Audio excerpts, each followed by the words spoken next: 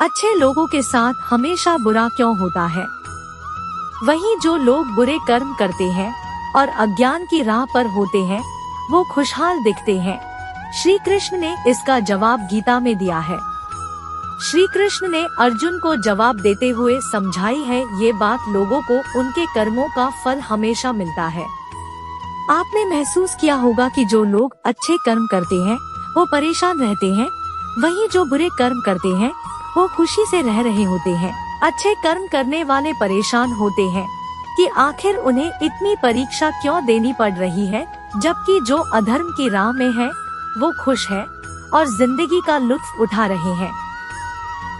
अगर आपके मन में भी ये सवाल आया है तो आज हम आपको इसका जवाब देंगे। ये जवाब वो है जो भगवत गीता में लिखा है और श्री कृष्ण ने अर्जुन को दिया था। भगवत गीता में वर्णित कथा के अनुसार जब भी अर्जुन के मन में कोई दुविधा होती थी तो वो श्री कृष्ण के पास पहुंच जाते थे। एक बार की बात है, अर्जुन भगवान श्री कृष्ण के समीप आकर कहा कि वो दुविधा में है और इसका जवाब वो श्री कृष्ण से चाहते हैं। श्री कृष्ण ने पूछा कि क्या सवाल है?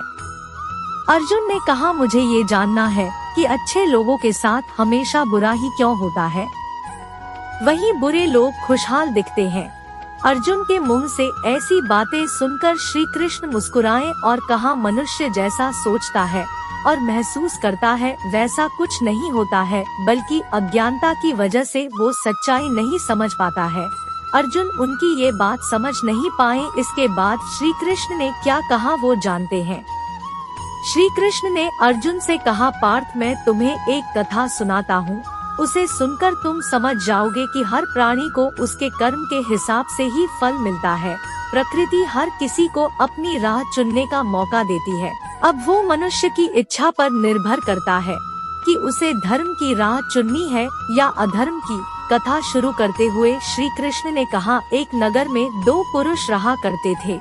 एक पुरुष व्यापारी था जिसके जीवन में धर्म की बहुत महत्ता थी। वो पूजा पाठ में यकीन रखता, वो हर रोज मंदिर जाता और दान धर्म भी करता और हर रोज भगवान की पूजा करता था। वहीं दूसरा पुरुष बिल्कुल विपरीत था, वो हर रोज मंदिर तो जाता लेकिन पूजा करने नहीं बल्कि मंदिर के बाहर से जूते चप्पल चुराने, उसे दान और धर्म से कोई लेना देना नहीं था। समय बीतता गया और एक दिन बहुत जोर की बारिश हो रही थी। इस वजह से मंदिर में पुजारी के अलावा कोई नहीं था। ये बात जब दूसरे पुरुष को पता चली तो उसने कहा कि ये सही मौका है मंदिर का धन चुराने का।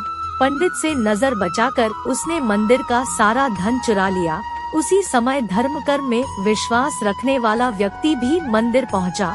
दुर्भाग्य से मंदिर के पुजारी ने उसे ही चोर समझ लिया और चिल्लाने लगे।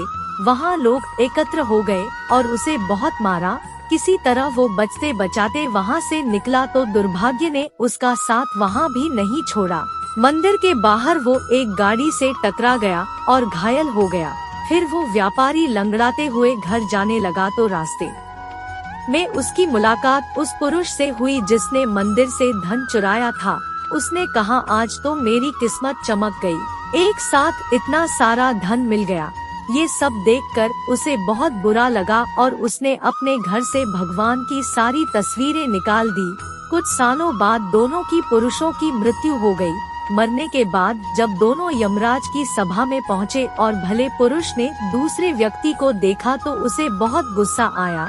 उसने क्रोधित होकर यमराज से पूछ ही लिया, मैं तो हमेशा अच्छे कर्म करता था, दान में विश्वास रखता था, उसके बदले जीवन भर मुझे अपमान और दर्द ही मिला और इस व्यक्ति को नोटों से भरी पोटली, आखिर ऐसा भेदभाव क्यों? इस पर यमराज ने कहा, पुत्र तुम गलत समझ रहे हो। जिस दिन तुम्हारी गाड़ी से टक्कर हुई थी वो दिन तुम्हारे जीवन का आखिरी दिन था, परंतु तुम्हारे अच्छे कर्मों की वजह से तुम्हारी मौत सिर्फ एक छोटी से चोट में बदल गई।